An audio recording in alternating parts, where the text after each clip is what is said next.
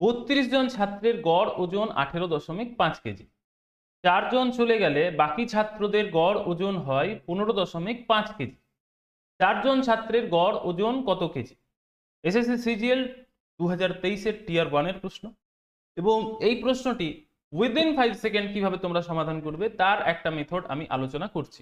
কেউ এই ভিডিওটি স্কিপ করবে না। তাহলে ভাবো 32 জন যখন গ্রুপে ছিল তখন তাদের গড় ওজন যদি 18.5 হয়, তার মানে যে 4 জন বাইরে চলে গেলেন তাদেরও গড় ওজন নিশ্চয়ই 18.5 করেই আছে।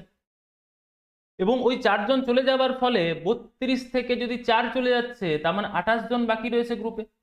এবার ওই 28 জনের এভারেজে কি পরিবর্তন হচ্ছে দেখে নাও। তাহলে এভারেজে 18.5 আগে ছিল, 4 জন চলে যাবার পর 15.5 হয়ে গেল, অর্থাৎ 3 করে কমে গেল। তাহলে 3 কেজি করে 28 জনের কমছে। আর 28 জনের 3 কেজি করে কমা মানে ওই ওজনটি যারা বাইরে চলে যাচ্ছে তাদের কাছে ফেরত চলে যাওয়া, ব্যাস এইটুকু তোমাকে ভাবতে হবে।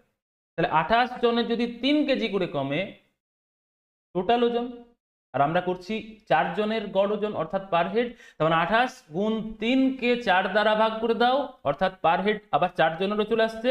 তাহলে 4 7 28, 3 7 21 কেজি করে প্রত্যেকে ফেরত পাবে, অর্থাৎ 4 জনেরই আমরা হিসাব করছি পার হেড 18.5। তাহলে আরো তারা ফেরত কত পাচ্ছে? 21। তার মানে তোমাকে শুধুমাত্র 18.5 এর সাপেক্ষে 21 কেজি যোগ করে দিলে, যেমন যোগ যদি করছি 0.5, এখানে 0 রয়েছে পয়েন্ট, তো 5 9 আর 3 দেখো 39.5।